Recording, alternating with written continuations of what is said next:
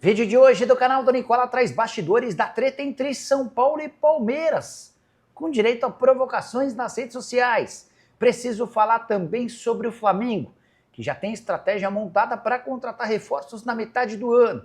Já o Santos sabe que terá de comprar Zé Ivaldo se ele bater uma meta ao longo da temporada. Te trago os detalhes a partir de agora. Para completar, falo também sobre a dívida confessa do Vasco com atletas do seu elenco.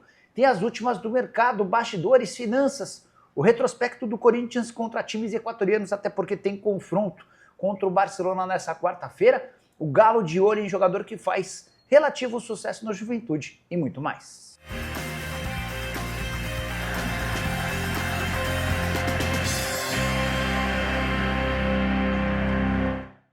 Fala aí pessoal, sou Jorge Nicola, bem-vindos a mais um vídeo do canal. Sempre bom ter vocês por aqui, sem perder tempo, só pedir para deixar like, se inscrever no canal e ativar as notificações. Bora começar o vídeo com aquele tradicional giro de notícias e a primeira informação diz respeito a Neymar e Barcelona. Especulação que surgiu nos últimos dias no jornal Esporte da Espanha.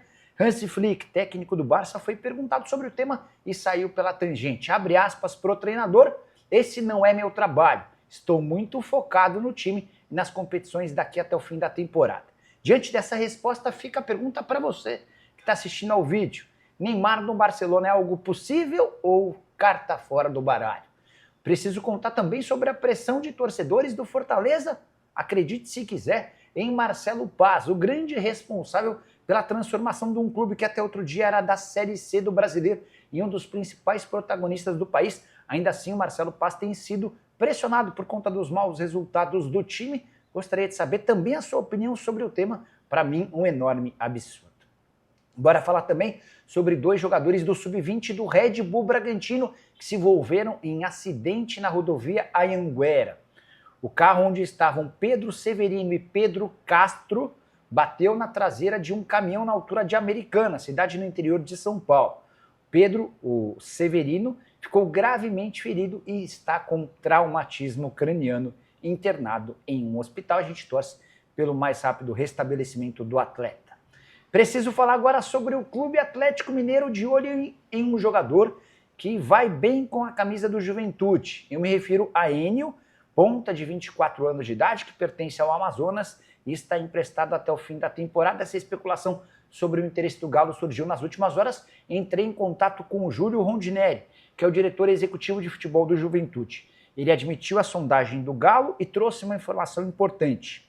Juventude vai exercer o direito de compra, avaliado em R$800 mil, ou seja, para que o Atlético tenha a chance de contratar o Enio, vai precisar se acertar com o time de Caxias do Sul e não mais com o Amazonas. Importante contar que há uma cláusula que dá esse direito do Juventude. Juventude vai exercer esse direito de compra e vai ficar com o atleta, que com a camisa do Juventude nessa temporada tem 10 gols, 10 jogos, 1 gol e uma assistência. Talvez você não se lembre do Enio, jogador revelado na base do Botafogo com poucas oportunidades. Em General Severiano começa a se destacar no Amazonas, especialmente por causa dos dribles, e tem repetido essa fórmula jogando com a camisa do time gaúcho. Bora falar agora sobre o Corinthians. Queria te contar sobre o desempenho alvinegro diante de equatorianos, até porque nessa quarta-feira o Corinthians começa a decidir uma vaga na fase de grupos contra o Barcelona de Guayaquil. Jogo de ida nessa quarta em Guayaquil, a partida da volta na outra semana na Neoquímica Arena. E dá para contar que o retrospecto do Corinthians é positivo. Foram 12 confrontos contra times equatorianos, com 7 vitórias do Corinthians, 1 empate e 4 derrotas, aproveitamento de 61% dos pontos. O Corinthians marcou 26 gols e sofreu apenas 10. Talvez o duelo mais marcante contra times do Equador tenha acontecido na Libertadores de 2012, que termina com o título alvinegro. Na oportunidade, na fase de oitavas de final, o Timão empata com o Emelec na partida de ida e vence na volta 3-0. Foram esses jogos que marcaram a estreia do Cássio, até então recém-contratado do futebol holandês, sem grande barulho.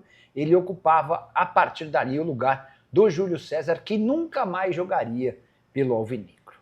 Bora falar agora sobre o Flamengo, que já estabeleceu sua estratégia para a contratação de reforços na metade do ano, com um pouquinho mais de fluxo de caixa e com a adaptação do ucraniano Andriy Fedochenkov Esse cara foi contratado recentemente para comandar a captação e o scout do Flamengo a pedido de José Botto. O rubro-negro entende que terá possibilidade de trazer mais contratações que atendam às necessidades do time do Felipe Luiz. Trabalho muito bem casado entre o técnico e o departamento de futebol. José Botto coordena esse movimento que envolve o ucraniano e também o treinador.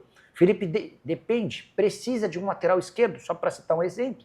O André vai buscar opções. Esse debate acontece com o Botto e também com o treinador até que eles cheguem a algumas conclusões. Importante contar que o Flamengo, ao contrário de outras janelas, não terá capacidade para grandes investimentos. Esqueçam a história de reforços de impacto, como por exemplo o Palmeiras fez com o Paulinho e também com o Vitor Roque. A ideia do Flamengo vai ser estabelecer estratégias mais básicas, jogadores que atendam aos pré-requisitos do técnico sem a necessidade de grande investimento, até porque, apesar de ser o clube mais saudável do país, o Flamengo gastou demais na temporada passada e segue com alguns problemas em seu fluxo de caixa. Preciso falar agora sobre o Santos, que terá de comprar o zagueiro Zé Ivaldo do Cruzeiro se, ao longo dessa temporada de empréstimo, o Zé Ivaldo tiver pelo menos 60% de participação nos jogos com a camisa do Santos. Zé Ivaldo que tem sido titular absoluto na campanha do Paulistão. O técnico Pedro Caixinha até trocou o companheiro de zaga dele, começando com o Luan Pérez, teve também o João Basso, mais recentemente o Gil foi promovido ao time principal. O Zé Ivaldo é que seguiu sempre como titular, e se for assim, até o fim da temporada ele será obrigatoriamente comprado do Cruzeiro. As cifras desse acordo ainda não foram reveladas, estou tentando descobrir para contar com exclusividade para vocês. Importante contar ainda que esse contrato de empréstimo com obrigação de compra se 60% dos jogos for cumprido, também prevê a possibilidade de o Cruzeiro permanecer com um percentual de uma venda futura. Só para completar o noticiário do Cruzeiro, contar que o Pedro Lourenço, o Pedrinho BH, dono da SAF do Cruzeiro, admitiu que há várias sondagens pelo meio atacante Japa, abre aspas para o dono da SAF do Cruzeiro, todo mundo quer o Japa, mas não vamos liberá-lo. Temos certeza de que ele será um grande jogador, até por isso ele não sai, fecha aspas. A saideira em relação ao Cruzeiro, Leonardo Jardim, recentemente contratado pelo Cruzeiro, quer pelo menos mais 3 jogos treinos, além do confronto contra o Botafogo, antes da estreia do Cruzeiro no Campeonato Brasileiro. Esse confronto só acontece contra o Mirassol no fim do mês de março. Cruzeiro que dá preferência para jogos treino contra times da primeira divisão. Hora de falar sobre o Vasco, que admitiu à justiça quanto e para quem deve entre os atletas do seu elenco. São 17 jogadores para quem o Vasco tem pendências, ou com quem o Vasco tem pendências. E esses valores somados chegam na casa dos 13 milhões de reais. A maior dívida é com o João Vitor, zagueiro comprado do Benfica, operação que ainda resta para o Vasco pagar para o João Vitor 3 milhões e 200 mil reais. Esse valor se deve a luvas, aquele prêmio pela assinatura do contrato. O segundo jogador que mais tem dinheiro a receber do Cruz Maltino é Payet, também por conta das luvas, 2 milhões e 200 mil reais. Já contei para vocês que o Payet tem contrato com o Vasco somente até a metade do ano e não deve ficar para depois no segundo semestre. Na terceira colocação no ranking de dívidas do Cruz Maltino aparece Paulinho de Paula, empatado com o Leonardo Jardim, o Léo Jardim, o goleiro. Ambos têm a receber do Vasco, também com luvas, 1 milhão e 100 mil reais. O David, atacante, tem 867 mil a receber de luvas. Jean Menezes, 1 milhão e 400 mil. O Watson, 640 mil. O Felipe Coutinho também faz parte dessa relação, com 550 mil. O Coutinho é uma das raras exceções. A dívida dele não é com luvas e sim com direitos de imagem. Citei só aqueles casos de maiores valores, mas há nessa relação também atletas como Verratti, Esforça, Souza, entre outros, com cifras menores do que as que eu citei. Só para completar o noticiário vascaíno, o Tietê não deve voltar para o confronto contra o Nova Iguaçu, jogo dessa quarta-feira pela Copa do Brasil, segunda fase. Tietê segue se recuperando de lesão e deve ter seu retorno confirmado para o confronto contra o Flamengo, sábado, jogo de volta das semifinais do Campeonato Carioca. Hora de falar sobre São Paulo e Palmeiras, que estão em pé de guerra mais uma vez extracampo. O jogo entre eles só acontece na próxima segunda-feira, e é justamente por causa da data e do local que os times estão brigando. E essa confusão começa assim que o São Paulo confirma sua classificação para as semifinais, depois da vitória por 1-0 contra o Novo Horizontino na noite dessa segunda-feira.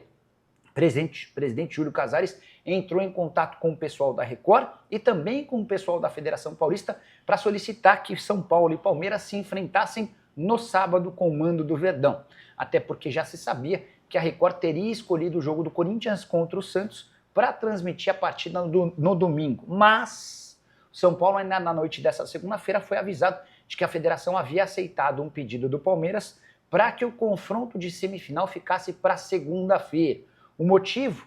O Verdão vai receber no Allianz Parque no sábado o show do Offspring. Dessa maneira, o Palmeiras só poderia atuar em seu estádio se entrasse em campo na segunda-feira. O São Paulo não gostou da ideia, achou um grande absurdo, chegou a divulgar uma nota, afirmando que jogos nobres como um Palmeiras e São Paulo precisam acontecer no sábado ou no domingo.